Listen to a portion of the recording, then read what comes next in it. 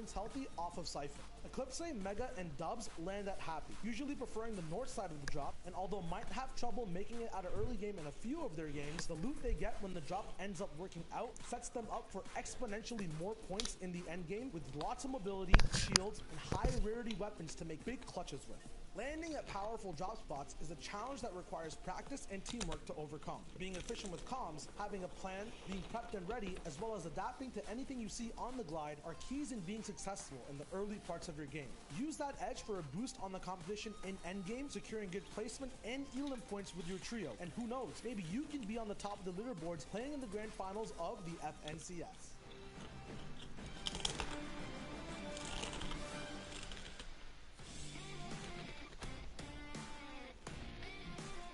What's up, Fortnite fam? It's me, Zeke, and we're hanging out with our best friend, Sundown. We're doing something a little crazy, Sundown. Oh, are we now, Zeke? What are we doing? We are going to make some very bold predictions heading into the finals of the FNCS. We also have our friend Monster D-Face standing by, and Shy Wager. Gentlemen, if you want to say hello. What's up, boys? Ayo. Very quickly, within 30 seconds left, you guys got to tell me your predictions for the region. All right, we're starting with Middle East, Sundown. Give me your prediction. So everyone else went with Fiesel, Kappa, and Klops. They won 4 of the 5 times, but I think them splitting their trios might have given them not enough practice. So my bet is going to go towards Flame, Prime, and Hunter. Expect to see them challenging towards the top, and can't leave out Fiesel, Klops, and Kappa as well. All right, Monster D-Face, OCE, go.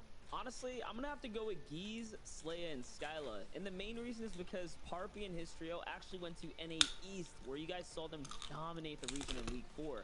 So with that being said, I know the X2 twins are, kind of one of the fan faves coming up, but I think Geese, Slaya, and Skyla are really gonna give OCE a run for its money coming up. Now for Asia, coming back to you, Sundown, what are those predictions?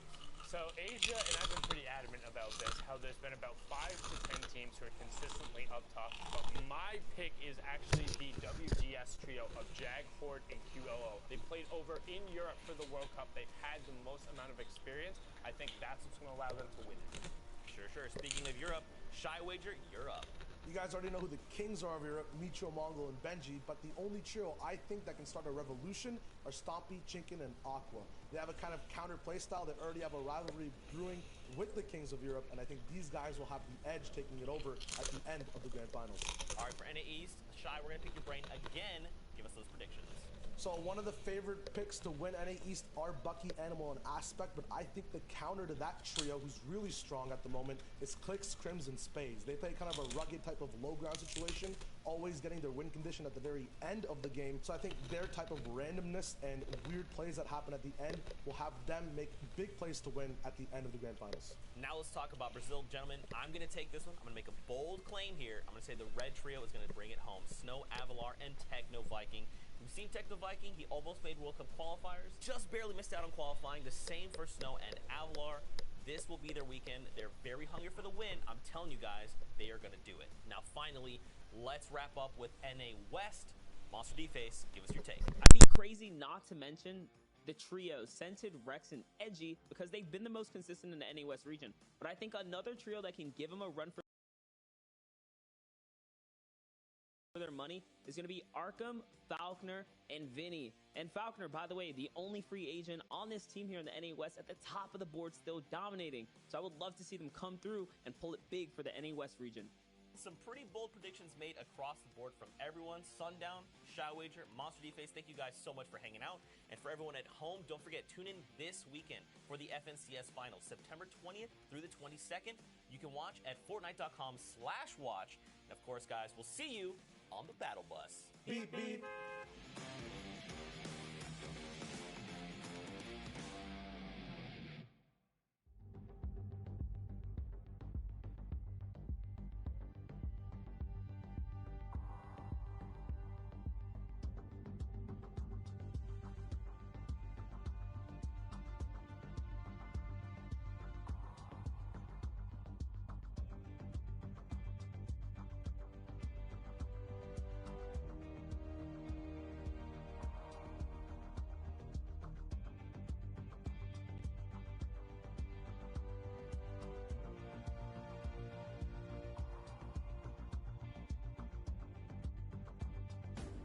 Fortnite fam? We've missed you guys so much, and now we are here for the grand finals of the Fortnite Champion Series. Now, you guys know who I am. I'm Zeke.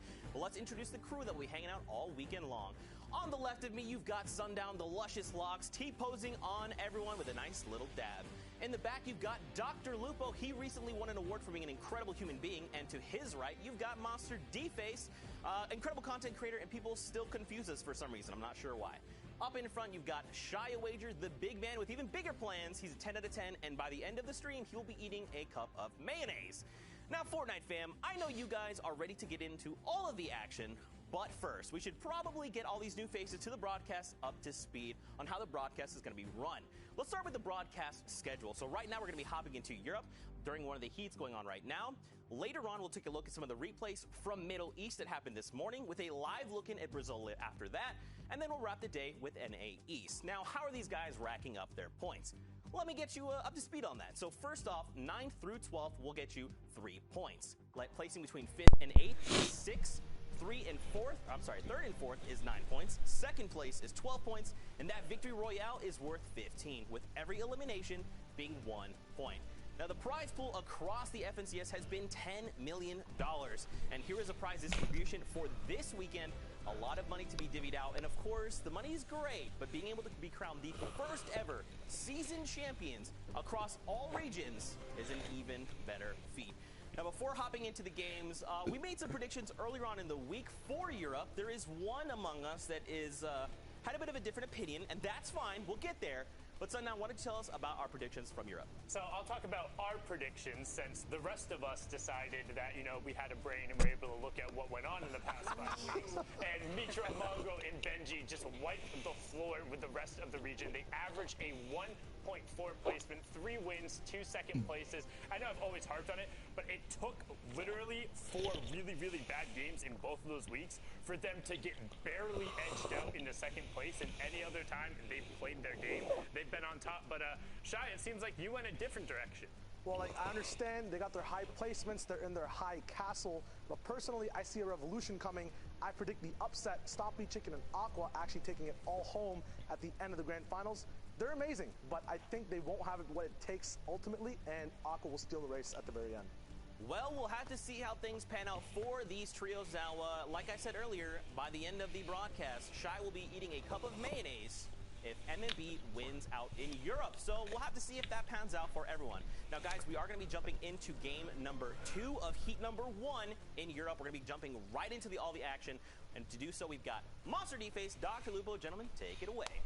Zeke, thank you very much. For those that are confused, Shai went on Twitter and made a bet and said if the 3 that we've all, we've seen them just absolutely destroyed thus far. If they do in fact win, then he will eat not a cup, an entire jar of mayonnaise on stream. And to be quite honest with you, I think that might be some of the best content that I've seen on the internet in quite a while. Now, going into Europe here, like I said, game 2, it's already rolling right now. Monster, before we jump right into it, what do you think? How do you think things are going to play out today? I think my stomach hurts. I'm going to have to sit down and let this one kind of digest as we jump into these games. But let's go ahead and hop right in. It's Europe.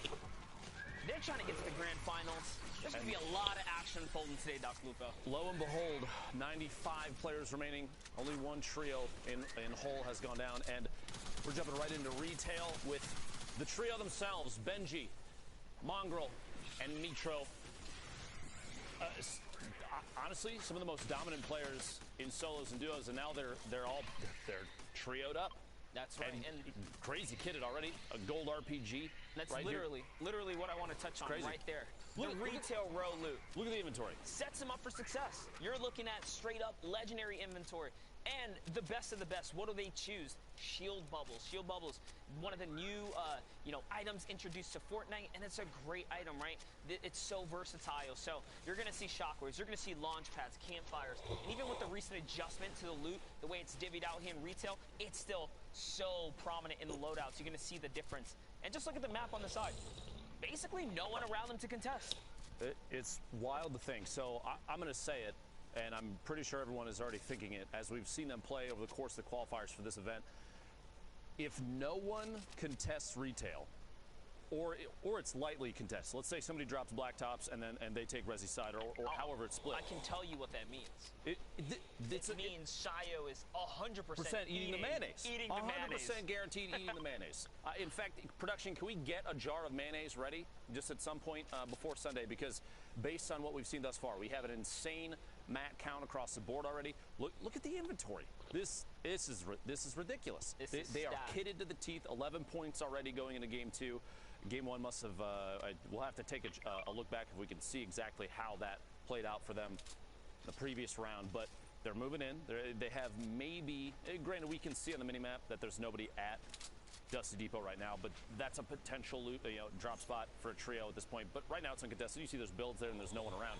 They have free rotation in. You see where the next circle ends up. Meanwhile, you're going to have teams smushed up against each other already on the movement in, fighting it out. We're looking all the way to the north side of the map, just past the block. A number of players probably dropping up there. And this is a veteran team right here. The Vic, Robabs, and Falcony been around the scene for a long while here, and they're just dictating the pace of this battle here as they're trying to look for this push right now. The shield bubble's not going to be effective. He actually had to push out of it, and it's a 3v1 situation right here. Down comes a Stinker. That's going to have to push him back, and should be a nice, easy close-in. You see right there. Got him zoned inside. One box left. The quick edit, the swap. Lands the shot, nice trap from above, dodges it. Basically no damage taken. It's a good attempt. Pretty good attempt right there. Did try to, catch the Vic off guard, but he was fast enough. Managed to kind of sneak on through. By the way, on the right side of your screen, here's the results of game 1. You see Mongrel, Mitro, Benji Fishy taking 5th place. Bubblefly, Miro, Matsoe in the 1st place position up there, which means 15 points for that trio. There's the remainder of your top 10. Just a quick info blast there for you if you did not see game 1 on any of the channels that might be streaming their gameplay right now. And I love that. I love that we can see exactly where we're at with the leaderboard. That was the wrap-up of game 1, your top 10 teams coming into game 2 now. And remember, every single heat, they're going against one another. So we're going to see rivalry. The best, like that leaderboard is going to change with every single elimination, every battle. They're going against each other. With the exception, of course, once Mongrel, Mitro, and Benji take that 1st place spot. I'm just saying, they have been playing insane. That's not to say that anybody else can't potentially take that top spot. It's very possible. I mean, even Skyt, Hunter, and Keysar from Solary and Lestream, this is an excellent trio in itself. But man, just the dominant gameplay from MMB has been insane to watch. Yeah, Sundown, here on top of the hill now. Sundown put it best. It's Europe playing catch-up here with our favorite, I guess, team to look out for. But absolutely, we'll see how the performances go here as Hunter, Sky, and Keenstar are just going to base up, kind of sit just outside of the Tilted Town. You can take a look at that map there. Players are setting up. They're setting the perches. The high grounds are being claimed, and that is how you can start to choke out squads that are rotating late here. Now, they are going to hopefully, get a little bit of that RNG, right? Get that zone to fall in their favor, because otherwise they'd have to burn some valuable resource early on. I will say, over 10 seasons of Fortnite, this hill has been one of the most consistent high ground advantage spots to take. And even now, you're looking down on Tilted Town where there's no building. You have essentially free shots on players that do, for some reason, choose or are forced to rotate through there. This spot is insanely good. You have clear line of sight on so many different locations. Even the high hill to the north, which is higher, high ground, elevation-wise, you still have a clear line of sight on a majority of what's up there. There's only a little nub at the top that can block line of sight of anybody that's moving on the north side of that hill. This trio, Sky, Keystar, Hunter, they're in a great spot going into the next circle. Absolutely. There's no reason for them to move right now either. As you said, they have a nice line of sight over the field here. And all those tags, those are crucial tags. Remember, Storm Surge can affect anyone here, so you have to be proactive. You can't just sit around and be complacent with your positioning. You have to be actively seeking for damage if you don't want to get taken out by the Storm Surge. But here we have another little engagement about to go down here. It looks like the Vic is currently turning, this house inside out. There's a team very close by. Rotating forward just the southeast there, the gas station. Plus, you do have one more player, the gazebo, in the middle of Pleasant Park going to rotate up on top, and I think now's the time to try and get a height advantage. You don't want anybody to apply too much pressure. Plus, they are further away from the zone. So the team from TCK, they are in a good spot to just try and storm hold this, if that's what it comes down to. You have 3 potential point pickups here, eliminations. Actually, pressure going in here. Muser taking the high ground on top of this trio. Used that shockwave and got up on top. I would expect pressure from the other 2 here momentarily. We will see. But there is another trio. Look on the minimap. You have another team coming in from behind. So now both the trios that we just saw on your screen right now that are fighting it out here at this northeast building in Pleasant, they're about to get storm held by another team down that they're moving in as well. There's going to be 3 teams fighting basically in one building in a second here. And Gems is eliminated. You have a couple pickups there. The Vic. 3 eliminations now, a ton of materials, but you do have literally another team on top of them right now. And that's what happens when Storm Surge comes into effect. People do desperate things. So this team was totally fine parked up here, but now they have to force the push here. They have to defend themselves. And lucky for them, they get the tags, they get the trades, and their entire trio is still standing. This is a 3-way battle going on here, all of which is probably forced out because of Storm Surge now. I guarantee you there's some Robab did a good frustration. job here. He's going to get shot in the back. He's the most hurt. He's actually going to shockwave through, trying to find himself a better position here, Dr. Lupo. And he does. He breaks away. He's got a little bit of time to himself now. Good call there to try and rotate away. They are a little split at this point. Falconly's going to have to rotate back. Junior 7 Josh and Tom Wamo all stacked up next to each other right there in front of the garage of that building. Wonder if the campfire is going to be a clue for them. If they do spot it and realize they might be low HP, might be the time to push. They have a way to pressure. 5 shockwaves in the inventory of Robabs means rotation here in a minute is not going to be a problem. The team shockwave would come in clutch. Might be time for it. You see him line it up. In fact, he might even be marking it just to say, hey, let's get ready to go.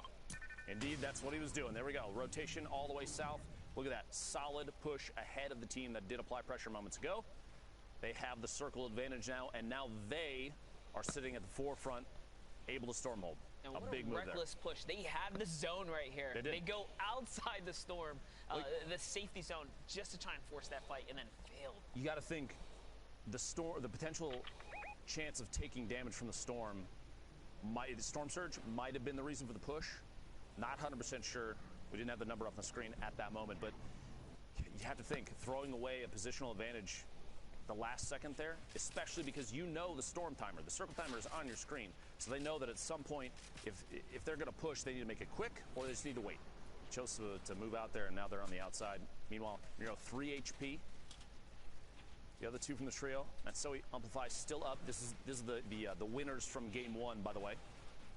Oh, they are. 25 points, a big lead going into game 2. This is what we like to call shambles loot right here, man. Mira with no heals, 3 HP in a dream. Amplify also equally hurt. They do have a couple of eliminations to their name here, but it's looking pretty dicey. Look on your mini-map. They have to rotate past so many teams, and they're sharing loot right now just to try and give everybody a chance. I almost would say maybe Miro drop everything that he's got just in case, any chance to boost up the other 2, because at this point, 3 HP is not the best situation to be in. Here we go. Matsui pushing forward. The other 2 not yet on his tail. You can watch on the mini-map just a second there. You actually have to appreciate Matsui kind of leading the charge here. He's the only one with shield on his team, so he says, you know what, I'm going to go out first. I'll do the building. I'll do the leading here, taking the pack to the next zone. And, I mean, it gets him a little bit closer to the safety spot. I think the play here is either catch a pick, get this siphon, or buy time, right? Hopefully a launch pad comes down. You guys get a little share time on it, and they can get that way to the zone. That audio cue, you hear the shockwave. That actually is a very good signal for them being low HP. They don't want to make a move before somebody else. And Hunter gets almost beamed into the ground, but now they know that they're basically free to rotate. The team that was potentially going to be a problem. Big hit there. Gets the elimination on Hunter. Very valuable. Amplify does, in fact, go down. You see in the top left, Raxo takes him down from D-Mine. 23 trios remaining, 61 players total. The threshold in the middle right, they're 343 damage above. But Miro still sitting on only 3 HP. The mini's going to be a big pickup there.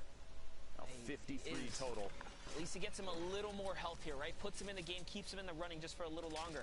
Now he has the option to pick up this blue pump, and he actually is going to opt into keeping the gold tack. That's actually a pleasant surprise there. Wouldn't have thought that, the pros would take the slower pull-out time from the gold tack over the blue pump. You get a 200 damage hit with the blue pump.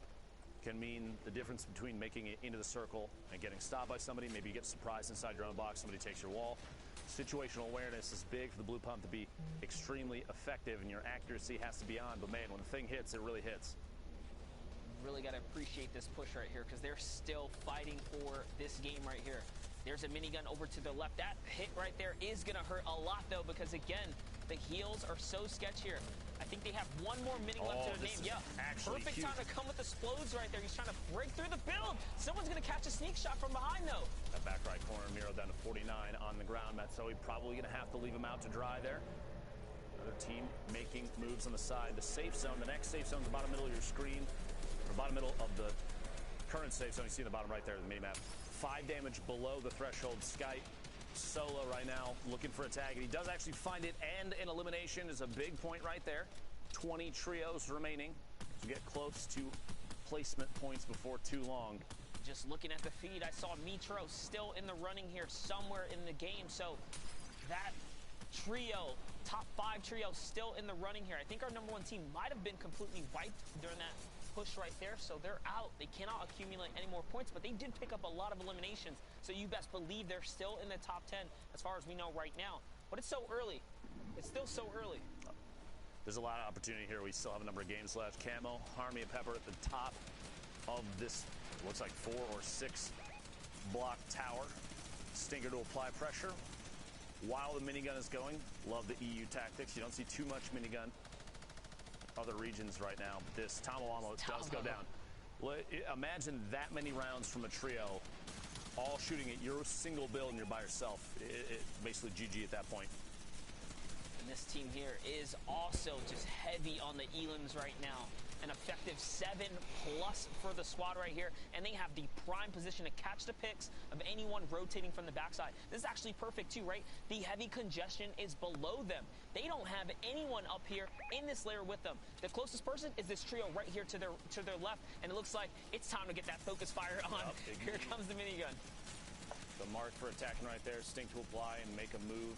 Use those HP tags that pop up, the 5, to see where your opponents are rotating. Now they're in literally the very bottom of the same builds.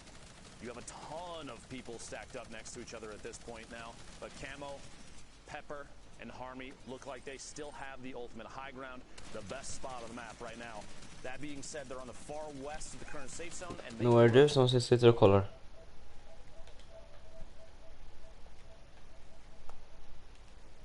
Tarp over everyone else underneath them. You do still see Benji, Fishy, Mongrel, and Mitro right there on your screen. They are still in this one, looking down from almost the same angle. Here we go, rotation with the launch pad, well above the damage threshold for Storm Surge. Excellent spot, and 12 rockets in the RPG. They're going to build on pre-built structure over there. Somebody else put up, might even be their own builds. And this is exactly what you want to study from this star trio right here. Zone 6, they go for the high ground, so they're actually going to take the high ground. He's going to catch 2 on the knock right there, which means that team is really hurting now. That's going to be Voron who gets taken out there. Voron was also in the top 5, if I'm not mistaken. So that's a power takedown right here. It's going to allow this trio to just get one step closer, kind of breaking away, getting, you know, Shio Wager, the mayonnaise tub to the face. So we'll see if it, comes to fruition before the day's up. Mitro staying a little bit towards the back, keep throwing down those RPGs at players that are rotating, or the builds to see if we can get drops on people. Mitro pick it up. There's those 2 elims in the feed, so he did secure both of them. That puts the entire trio at 6 total right now, 17 points, and we're looking at placement now, top 15 trios remaining. Only 29 players, though, as the elimination feed is starting to light up across the board. These are the zones that really cut the player count down as people are moving, especially when you have one of, if not the best trio on ultimate high ground with an RPG. Are you kidding me? But they are in the best spot. Remember, it still hurts to hold high ground from zone 6 so early. They're going to be forced to jump down soon if they can't, kind of map conserve properly. They're getting broken down consistently now by the shockwaves. These are one of the cons that happen when you take that high ground, because you don't get the pleasures of looting the players you drop, right? It's just like that. All that loot's gone. They actually can't use it. And every time you hear a shockwave, you'll see these players snap and look up in the air to see if they can try and find who's on the fly. In case you have free shots, as that elimination is secured. Mitro picking up a knock on Falconly in the feed. Another one for the trio, 7 remaining. I've got to say, if this is not a win for this team, I don't know what is. It's going to be a close one. Mongrel actually did not have any more AR left in his gun. There's no more RPG left here. It's a straight-up shotgun battle. This is a crucial elim. That's going to get them some of the resources that they need to hold this high ground here. And it looks like it's cutting back across. So lucky for them, they're going to be able to kind of reuse some of their resource here. We have a couple players left in the game here. Red Rush in the low ground. Shotgun and Cow as well. Here's Mitro just raining fire. That tac sub SMG so good for shredding through builds right here. And honestly, they can pierce through the turbos like right there. These are the shots. Good pressure right here from Mitro, putting down the fire, putting all the ammunition to use here. We're almost in the final zone now. This is it. Storm Zone 9. The close in will happen. Looks like Benji Fishy's going to go for that high ground. You saw him elevate himself right there. So he's going to get out of the harm's way of the shockwave. And Mitro's going to stay down here and just get down and dirty with the TAC SMG right now, Lupo. You have to remember at the last set of placements here, the points really kick up as you go from 5th to 4th and 3rd to 2nd, and then the victory royale. So every time you see a player go down, like right there, the 4 trios remaining get even more points. As soon as one more trio goes down, we'll get it 1st and 2nd, and that's it. And we're down to the very last second here, the spray from above. This honestly, as soon as we got to top 40, this was Mongrel, Mitro, Benji Fishy, all the way to the end. No surprise here. And a monstrous 12 elim game right there. And you saw, even in the final moments, they did try to drop a couple of medium bullets there. But with that, we're going to send it over to the studio with Zeke and Sundown. What do you have for us, guys? Oh, man. MMB starting off the day strong. We are one step closer to Shio eating an entire jar of mayonnaise. It's escalated because he said cup, but we really didn't define cup. Some people was like, is this a standard measuring cup? And someone was like, honestly, it should be a World Cup. I was actually just back in the kitchen looking to see if we could find any mayo. I'm going to have to make a run tomorrow because after that last game, it was just incredible. So that is 2 matches down in the heat. Let's take a look first at the standings and see where we're at after the first 2 games because, that's weird. Who's that up top? This might as well just be Shio, eat mayonnaise. I mean, I think so it the reads. one thing, and we saw they had a number of elims. They were in actually 4th place after the first match, but then the 12th elim plus the victory route. Zeke talking about it, every single one of those being a point, and then the victory route being 15 as well, pushing them up to 38. They're already 7 points clear of Falcony, Robabs, and the Vic, who've been playing very well. 19 elims there is pushing them 5 points clear of Amplified Miro and Mapso, who had an incredible first game.